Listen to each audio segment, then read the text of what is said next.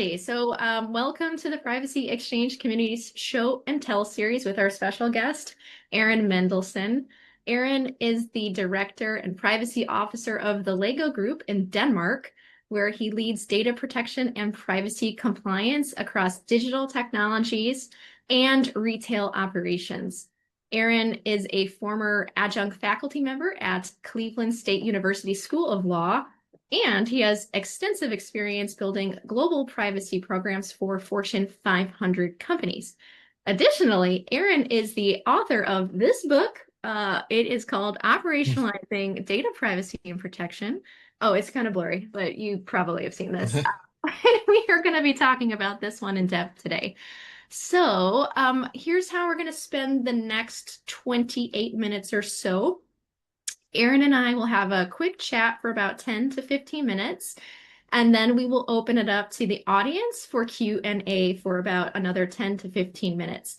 The top of the show we will record, so this one-on-one with Aaron and me will be recorded, and then when we open it up to the audience for Q&A, we will turn off the recording so you can feel free to ask whatever question you want. As a reminder, the information shared today is for general information purposes only and is not legal advice. So please contact your own attorney to obtain legal advice if you need it. So, all right, with all that behind us, are you ready to hop in, Aaron? Yep, I'm ready. Thanks, Okay. Mary. And thanks, Brian, too, for inviting me to this session. Yeah, we're so excited to have you. Okay, so I want to know firstly, what inspired you to write this book? Sure. So it really started with my teaching. I designed a course. As you mentioned, I was an adjunct faculty member at Cleveland State School of Law. For those that don't know, I moved from Cleveland, Ohio to Aarhus, Denmark about 3 years ago for my role at the Lego Group. Prior to that, I've been a lifelong Clevelander. I was an alumni at Cleveland State Law School. And they were starting up a new program for data security and privacy compliance. There was a certificate program. I think it was 3 or 4 different classes that they were linking together to educate students about how to practice in this area. And this was 2017, 2018. And as a former alumni and as someone that was active in the data protection and privacy community in Cleveland and stayed active within CSU, I said, I'd be interested in teaching that course. I think they were teaching in that program, and they had a course that was called Privacy Law and Management.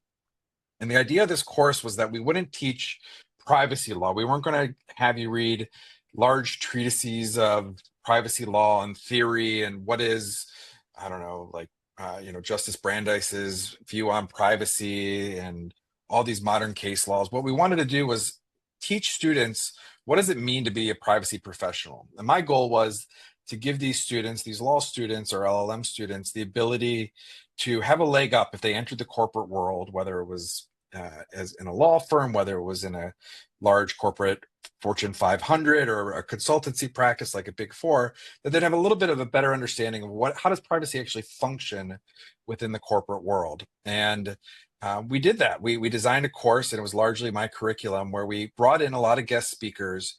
And every week, or every class, and there were 2 classes a week, we taught a different lesson as to what aspect of data protection and privacy is important this week. So we talked about training and awareness. We talked about audits. We talked about crisis communication. And for about 60% of the classes, we had expert speakers that would just come in and talk about their area of expertise. And I did that for about 5 years, 1 class a year. But as I moved away, I had to give that class up. I couldn't teach it remotely and pass it on to another capable professor. And then last year in 2024, I had the idea, all right, can I bridge what I did in school a little bit with like a LinkedIn newsletter kind of blog? And so I thought, all right, let's see if I can outline that curriculum again and share some of this knowledge and try to keep it current, update it for 2024 and share it with my LinkedIn community. Part of it was a little bit, I wanted to grow my professional presence. I think I have an interesting perspective. And also I think people are interested in the Lego Group and my career journey, bringing me over to Europe. And so I started to do that. And I know many of you, and Mary, you've shared, how that has helped you, and others have reached out to me and said, that was a really helpful series that you did. And I did that for 6 months. I think I had 23 or 24 topics. I wrote them one a week and just kind of, it was very much just outline my thoughts. Let's put them in like bullets, one, two, three, and try to do it about 1,200 to 1,500 words a week. And I held myself accountable. I didn't skip a week, I think, for 6 months, and just did it. And at the end, I was kind of like, all right, now I have this pretty good body of like content. And as I was writing it, I kind of thought, could I turn this into a book? What should I do with this content? And I had a couple people reach out to me that said, you should make this into a book. If you made this into a book, similar to what we're doing here, we'd invite you to speak. We'd do it as a privacy, in our privacy book club. And I thought, all right, maybe there is something there. And so I was fortunate that my wife's first cousin is a business book editor and writer. And I reached out to him and I said, hey, you've seen what I've been doing on LinkedIn. Would you be interested in helping me turn this into a book? And he said, let me think about it. He came back to me like 3 weeks later and said, all right, we'll do it. I think I can really help you. I've done this before, and we can get this into a nice manuscript. It's like, are you sure? Like, I don't want this just to be like a vanity project. Like, I'm not doing that. Like, I really want to share this information. He's like, no, I think there'll be an audience for it. Like, I'll help you put it together. And we did it. So for the last year, really. So we started in August last year and took again like one topic a week, reworked it, rewrote it. And if you read the blog post, you'll see it's a little less colloquial, a little bit more textbook. And that's sort of to harmonize just the tone throughout.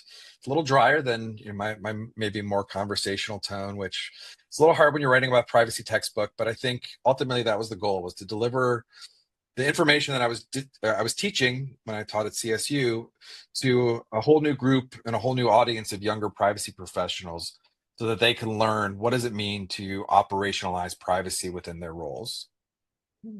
I want to say I loved those LinkedIn posts. Maybe folks remember them from last year. I loved the length of them. It was perfect. It was easy to digest, and I'm so happy to see you turn this into a book. I was actually curious, like what do you mean by operationalizing? And in your book, you've got several sections. One is the foundations of data privacy or protection and privacy management, governance and management. You've got operational components of data protection, privacy by design. I know this is a very hot topic for a number of our members, especially Kimberly. We've got Mhm. privacy engineering, advanced privacy technologies like pets, international compliance and data transfer, auditing, and cyber insurance, and sector-specific privacy considerations and career and professional development. So that's what I think you mean by like taking this out of the, I don't know, like the law text from the 1800s to like, what are you actually going Mhm. to do at this job? So I'm curious, Aaron, what are the biggest gaps that you see between privacy policies and stated corporate values and the actual implementation of data protection and privacy at companies today?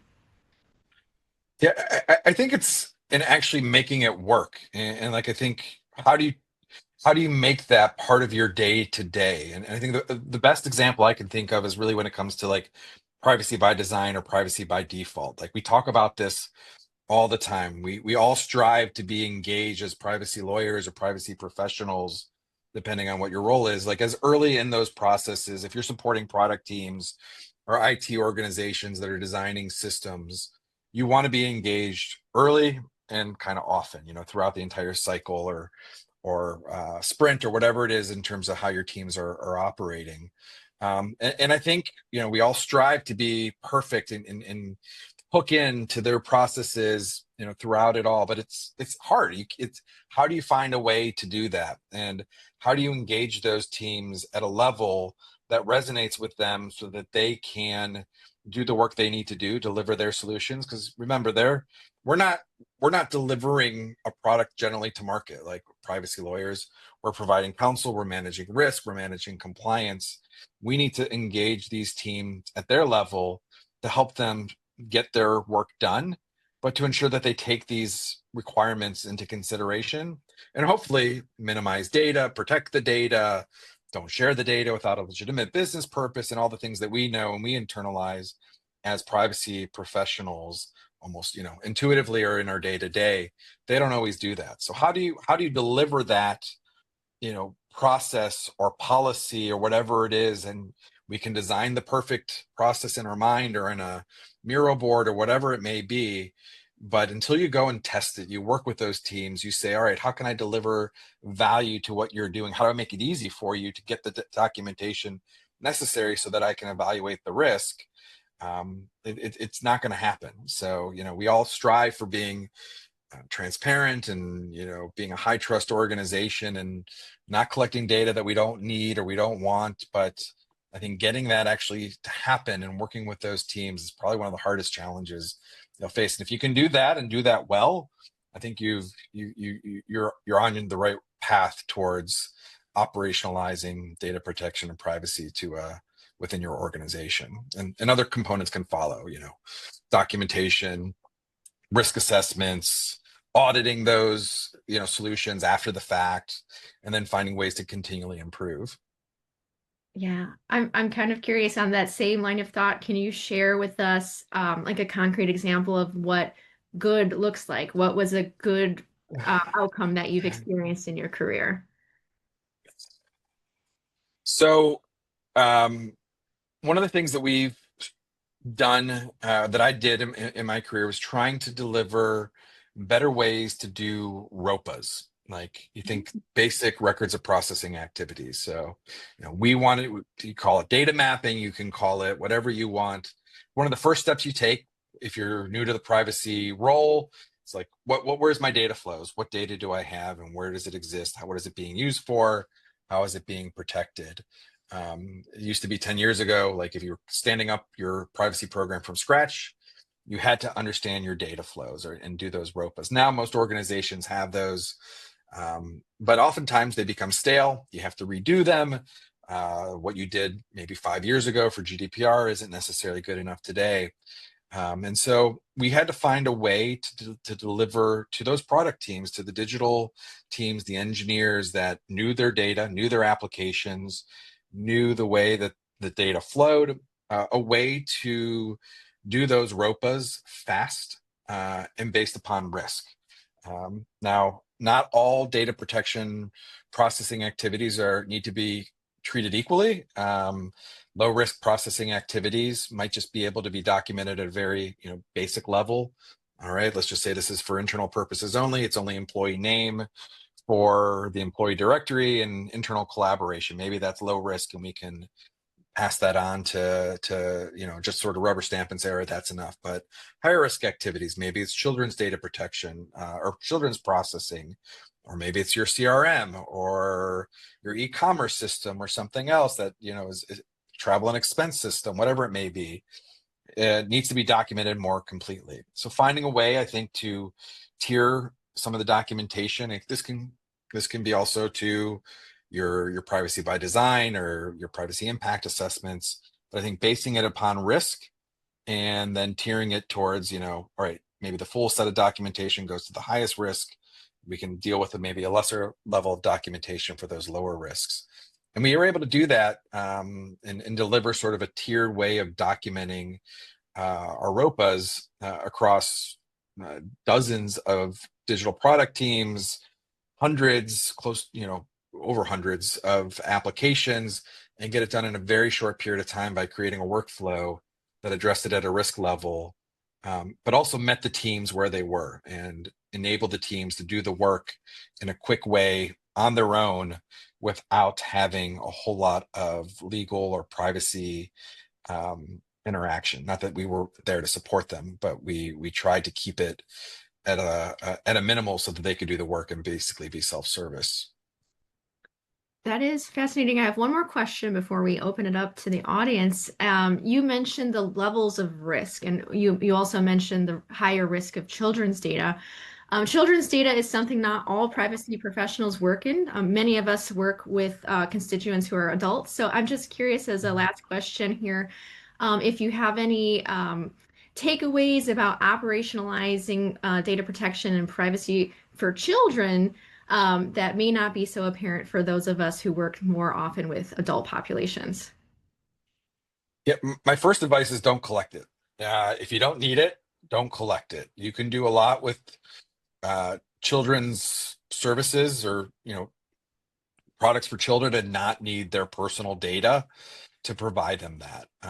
And especially don't target children and collect their data for marketing purposes.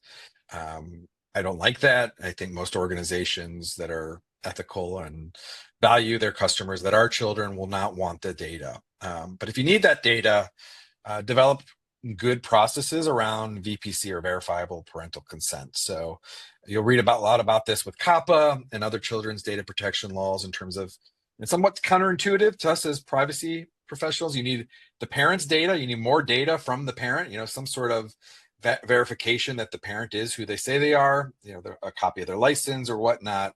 But you don't need to store that. You could just put that into delete it as soon as you get it. But you have to have some sort of process around VPC to get the parents' consent on behalf of the children.